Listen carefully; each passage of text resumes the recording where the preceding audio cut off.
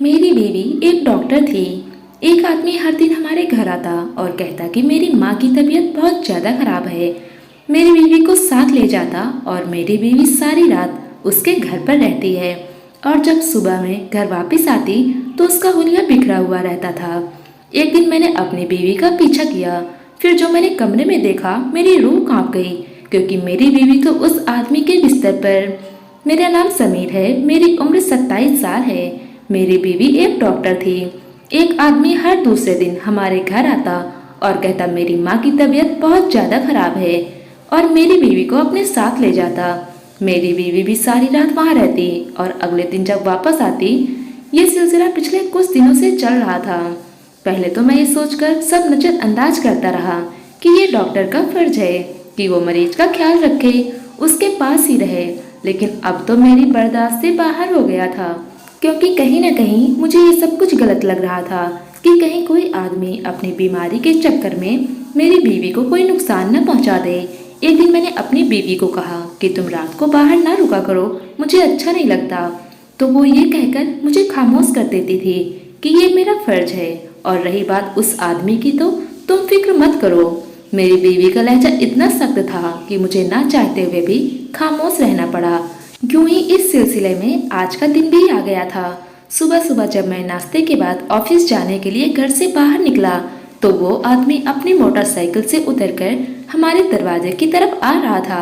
मैंने उसे सख्ती से रोक लिया और पहले नमस्ते किया, तो उसने मेरे नमस्ते का जवाब दिया और आते ही दरवाजा खोलकर दरवाजे से अंदर झांकने की कोशिश की। मैं भी गार्डन पर घूमकर दरवाजे की तरफ देखा और फिर दोबारा उसे देखा और पूछा कि अब तुम्हारी माँ की तबीयत कैसी है। तो कहने लगा, सर इसीलिए तो आज दोबारा आया हूँ, उनकी तबीयत संभल नहीं रही है। मैंने अफसोस करके हल्की सी आवाज़ निकाली और साथ ही मेरी बीवी को आवाज़ दी। अंदर से उसकी आवाज़ आई, आ रही हूँ।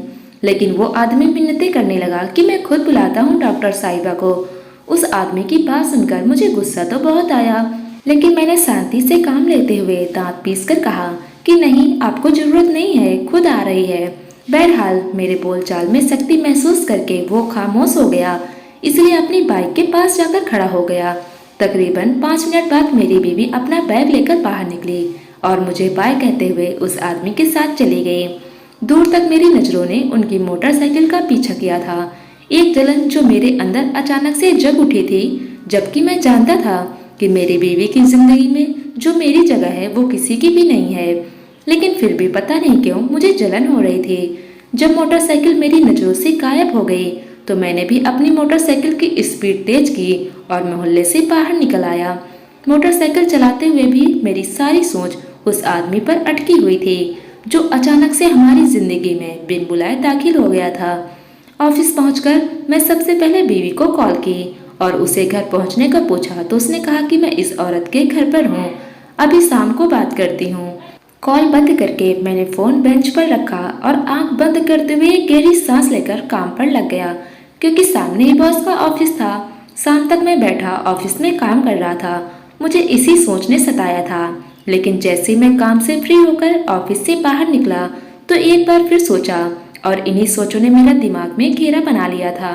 मैंने मोटरसाइकिल स्टार्ट की और स्पीड तेज करके सड़क पर मोटरसाइकिल दौड़ाना शुरू हो गया। मेरी आंखें जल रही थी, सोच सोचकर मेरी रातों की नींद हराम हो गई थी। तेज स्पीड से मोटरसाइकिल चला चलाकर मैं घर पहुंचा और बेल पर हाथ रख दिया, लेकिन किसी ने दरवाजा नहीं खोला, मतलब वो अभी तक घर नहीं आए थे।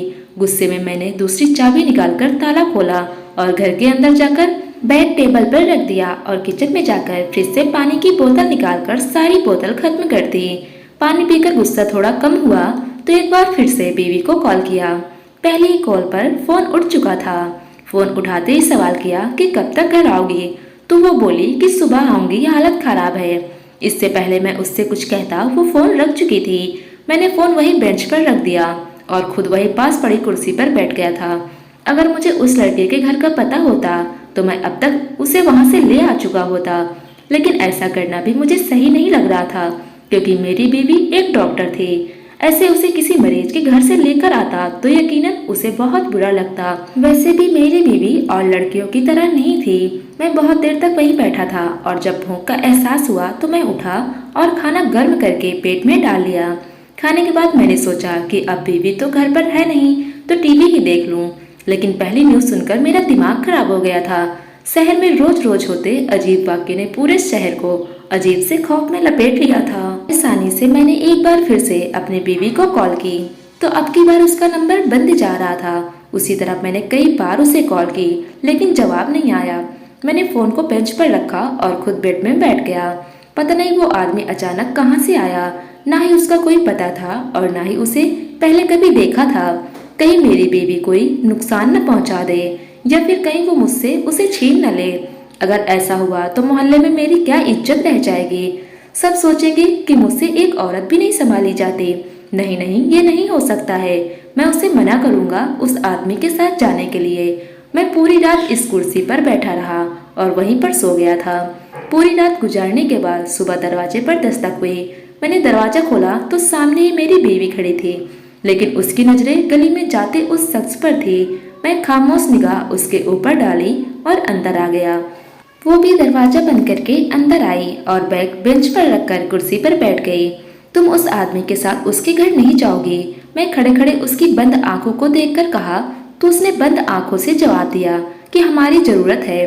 पहली बात हो चुकी है, उसकी माँ बीमार है। मैं कह रहा हूँ ना कि तुम नहीं जाओगी। वो अपनी माँ को अस्पताल लेकर जाया करेगा। उसके सामने बैठते हुए मैं बोला, तो वो अब की बार आंखें खोलकर सीधे होकर बैठ चुकी थी। तुम चाहते क्या हो, मैं ये काम करना छोड़ दूं, घर में नकारा होकर बैठ जाऊं? मेरी डिग्री किसी काम की नहीं रहेगी। मैंने कब कहा कि तुम ये नौकरी छोड़ दो? तुम करो ये काम, लेकिन उस आदमी के घर मत जाया करो। मुझे तुम्हारा उसके घर जाना रुकना बिल्कुल भी पसंद नहीं है। मेरी बीवी कहने लगी, तुम मुझ पर शक कर रहे हो? मुझ पर वो सख्ती से बोली तो मैं चौंक कर उसे देखा। नहीं, मैं तुम पर शक नहीं कर रहा, मैं उस आदमी पर शक कर रहा हूँ। और ये मेरा हक है कि तुम अब उस आदमी के साथ नहीं जाओगी। अपनी बात कहता मैं उठा और कमरे की तरफ कदम बढ़ा दिए। अब वो मेरी बात पर जोर से चीखी थी कि तुम मुझ पर हक नहीं चला सकते, समझे? और ना ही कहीं आने जाने से रोक सकते हो। मैं आजाद हूँ, समझे? वो इतनी आवाज करके बोली थी कि मुझे उसके लहजे में बगावत की बू आ रही थी। मैं हैरत से गर्दन मोड़ी और उसे देखा और सर हिलाकर ऑफिस के लिए तैयार होने के लिए कमरे में आ गया था। तैयार होकर मैं बिना नाश्ता किए घर से बाहर निकल गया। मुझे लगा था कि वो मुझे रोकेगी और नाश्ते का पूछेगी, लेकिन ऐसा नहीं हुआ। वो बदल गई थी।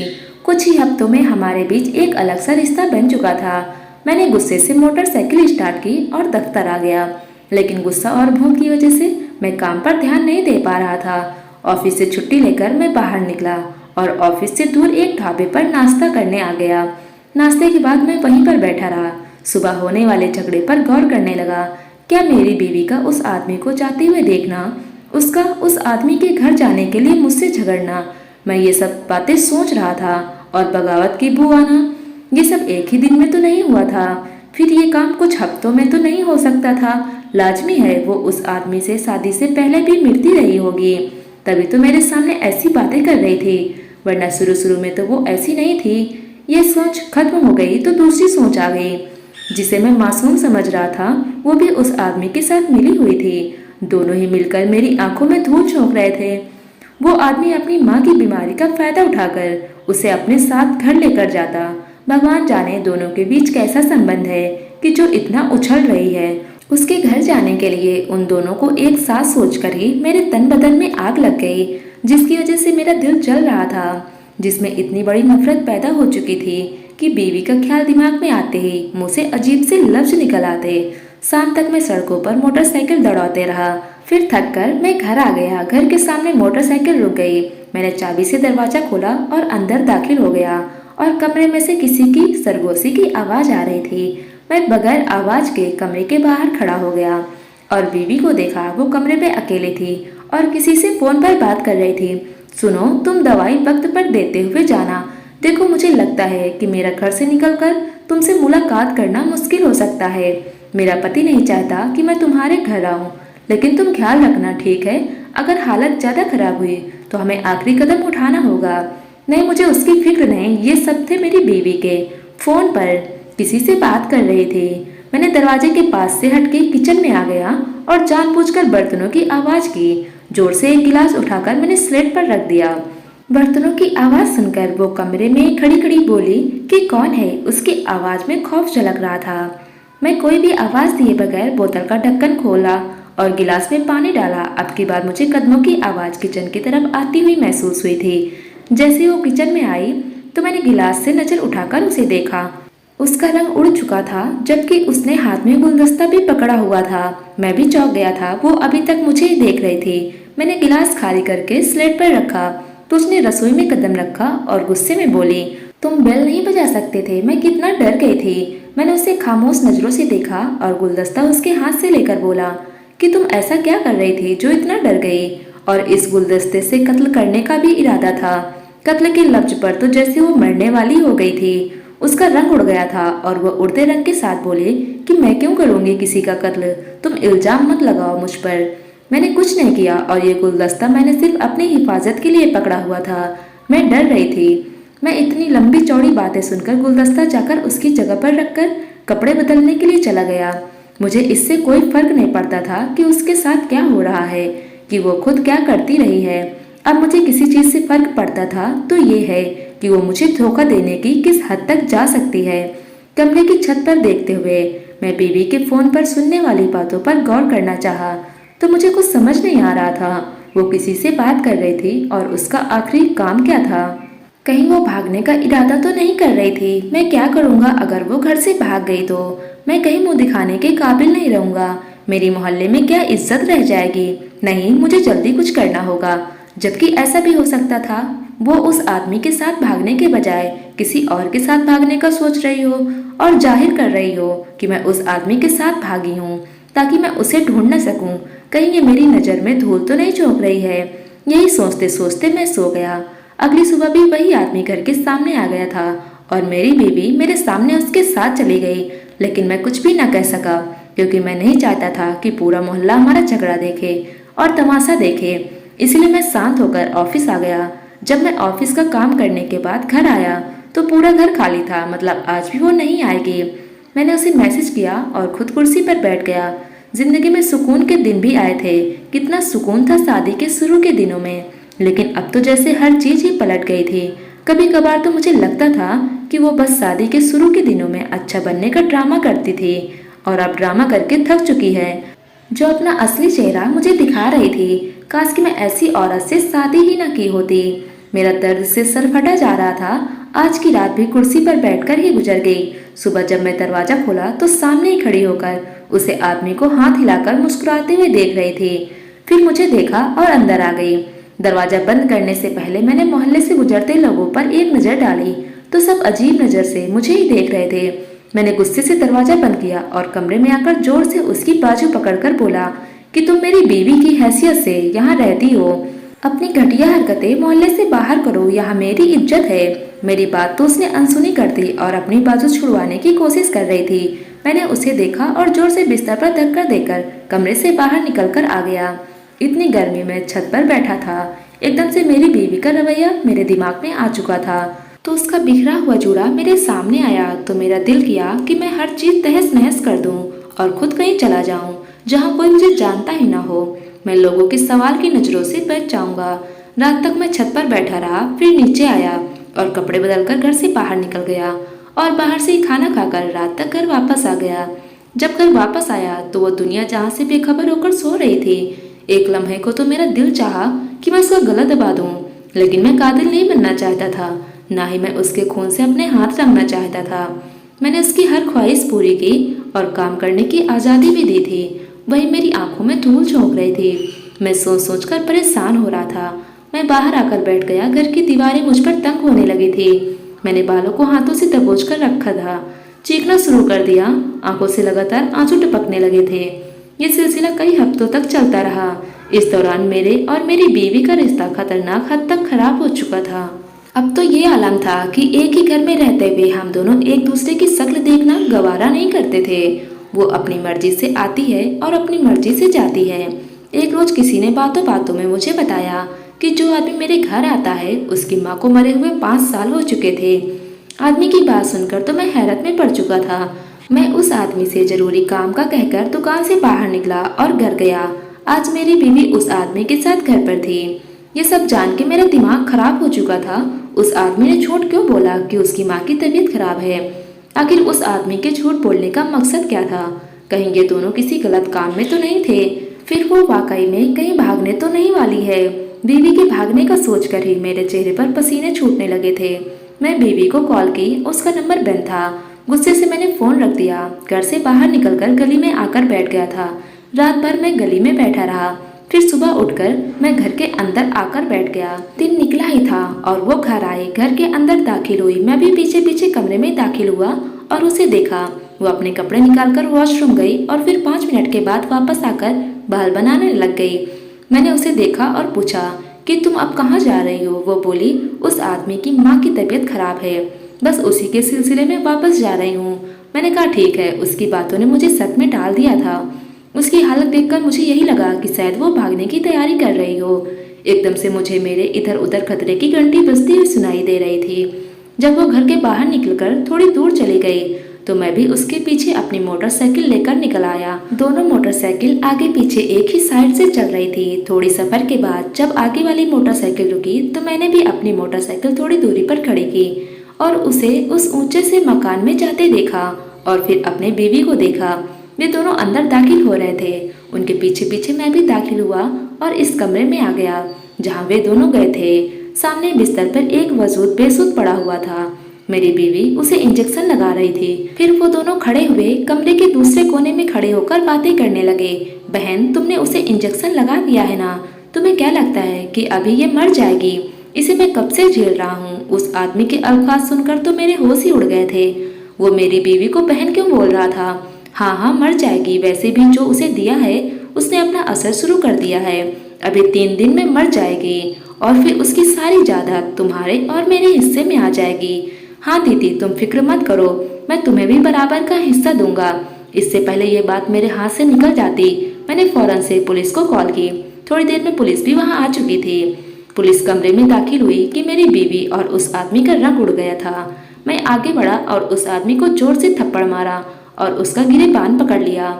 जल्दी से बताओ तुम दोनों क्या कर रहे हो, वरना मैं तुम्हारा हश्र बहुत बुरा कर दूंगा। एक थप्पड़ में वो आदमी तोते की तरह सच बोलना शुरू हो गया। ये मेरी बहन है।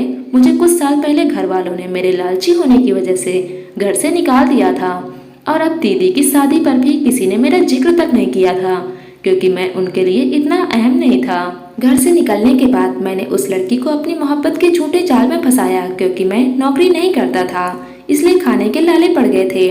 तब मैंने उससे शादी की। एक दिन मैंने आपको और दीदी को बाजार में देखा था और फिर मैं एक दिन दीदी के अस्पताल गया और दीदी से मदद के लिए कहा। दीदी को शुरू से ही मुझे बहुत प्यार था, इसलिए वो फौरन मान गई और मेरी मदद करना शुरू कर दिया। इसलिए मैं दीदी को रोज लेकर आता था।